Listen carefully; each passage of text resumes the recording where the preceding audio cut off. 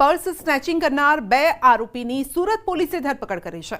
આરોપી અશફાક ઉર્ફે કાલિયા યુસુફ શેખ અને મોહિન ઉર્ફે મોઇન ખાનની ધરપકડ કરાઈ છે। આરોપી અશફાક સામે મારામારી, ચોરી, સ્નેચિંગ સહિત 14 ગુના નોંધાયેલા છે। 3 વખત પાસા હેઠળ પણ કાર્યવાહી કરવામાં આવી છે, જ્યારે કે મોઇન ખાન પઠાણ સામે ચોરી, સ્નેચિંગ સહિત 6 ગુના નોંધાયેલા છે।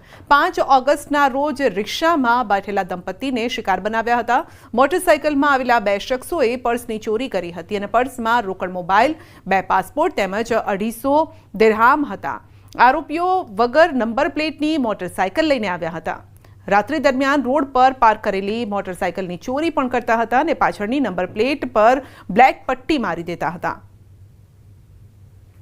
ટુ વ્હીલર ઉપર આવી 2 ઈસમો આવીને તેમની રિક્ષાની અંદર જે પર્સ પડેલું હતું એને ખેંચીને એ લોકો સ્નેચ કરીને ભાગી ગયેલા હતા।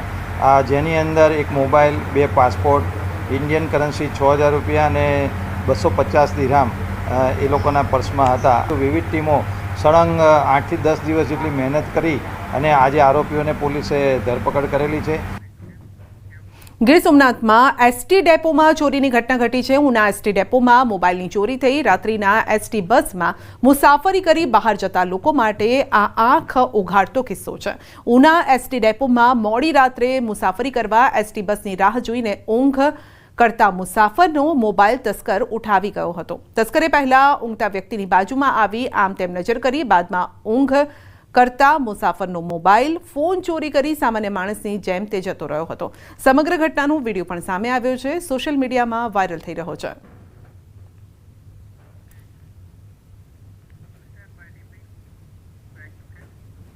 સુરતના જૈન મંદિરમાં ચોરીની ઘટના ઘટી છે। અડાજણ વિસ્તારમાં જૈન મંદિરમાં ચોરી, મૂર્તિ પર લગાવેલા આભૂષણની ચોરી થઈ છે।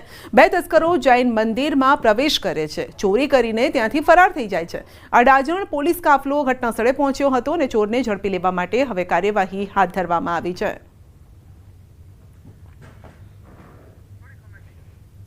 તો જૈન મંદિરમાં ચોરીની ઘટના સીસીટીવીમાં કેદ થઈ છે અને તેના આધારે જ હવે પોલીસ પણ તપાસમાં લાગી છે। સીસીટીવીમાં દેખાતા શખ્સો કોણ છે, શું આ પહેલા પણ ત્યાં આવી ચૂક્યા છે કે નહીં તે અંગે પણ તપાસ કરવામાં આવી રહી છે। જો કે ચોરને જોતા લાગે છે કે પહેલા તેઓએ રેકી કરી હશે અને ત્યારબાદ તેઓ ચોરી કરવા આવ્યા। અમરેલીના જાફરાબાદમાં તસ્કરોએ મચાવ્યો આતંક। લુણસાપુર ગામે કંપનીની કોલોનીમાં ત્રાટક્યા હતા તસ્કરો। તલવાર સહિતના હથિયારથી 8 મકાનો તોડી પાડ્યા। તસ્કરો 11 લાખથી વધુની ચોરી કરીને ફરાર થયા। કોલોનીમાં ત્રાટકેલા તસ્કરો સીસીટીવીમાં કેદ થયા છે। રોકડ, સોના ચાંદીના દાગીનાની ચોરીને તેઓએ અંજામ આપ્યો હતો। નર્મદા નદી કિનારે 5 યુવકો ફસાયા। સેલ્ફીના ચક્કરમાં પાણીમાં ફસાયા યુવકો। નર્મदा નદી કિનારે સહેલાણીએ ગયેલા 5 યુવાનો ફસાયા હતા। નદી કિનારે સેલ્ફી લેવા ગયા હતા અને સેલ્ફીમાં મશગુલ હતા અને તેવામાં પાણી આવી ગયું ને તેઓ ત્યાં જ ફસાઈ ગયા હતા। જો કે બોટ દ્વારા તેઓનું રેસ્ક્યુ કરવામાં આવ્યું તો સાયકલ પણ પાણીના વચ્ચે અટવાઈ ગઈ હતી। નાવિકો તેમની મદદે આવ્યા અને તેમનો જીવ બચાવ્યો અને સહી સલામત બહાર કાઢ્યા।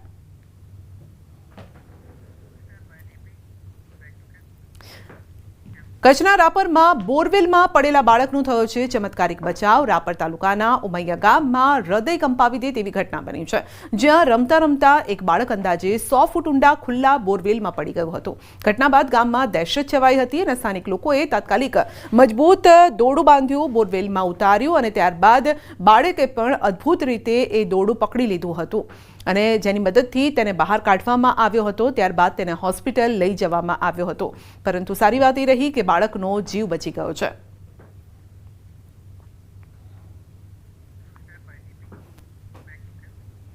કચ્છના નલિયાના વાયોર ગામની ઘટના છે। સરકારી શાળાની છતના પડ્યા છે પોપડા।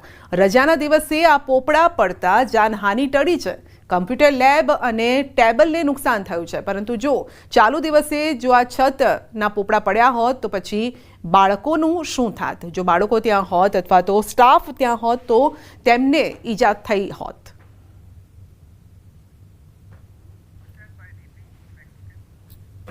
જામનગરના હડિયાણા ગામે ડિમોલિશનની કાર્યવાહી. ગ્રામ પંચાયતની સરકાર જાતકની 12,000 સ્ક્વેર ફૂટમાં ઊભા જર્જરિત બાંધકામ તોડી પડાયા છે. ગ્રામ પંચાયતની સરકારી જગ્યામાં ધાર્મિક બાંધકામ પણ કરાતું હોવાનું ધ્યાને આવ્યું છે અને ચુસ્ત પોલીસ બંદોબસ્ત વચ્ચે મામલતદાર અને ગ્રામ પંચાયતની ટીમ દ્વારા બુલડોઝર સાથે ડિમોલિશનની કાર્યવાહી હાથ ધરવામાં આવી છે. ડિમોલિશન કરાયેલ જગ્યા શાળા માટે ફાળવવા માટે હુકમ પણ થયો હતો. તો શાળા માટે ફાળવાયેલી જગ્યા પર કરાયું હતું દબાણ. જોકે ત્યારબાદ પોલીસનો કાફલો પણ ત્યાં પહોંચ્યો અને બોલાચાલી થઈ હતી. સામસામે ઉગ્ર બોલાચાલી થઈ હતી.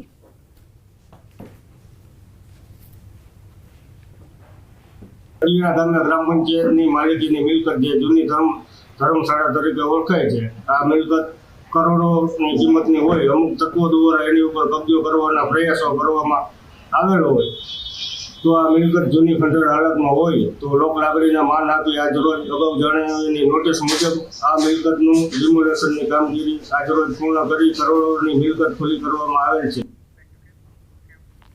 અંતમાં નજર કરીશું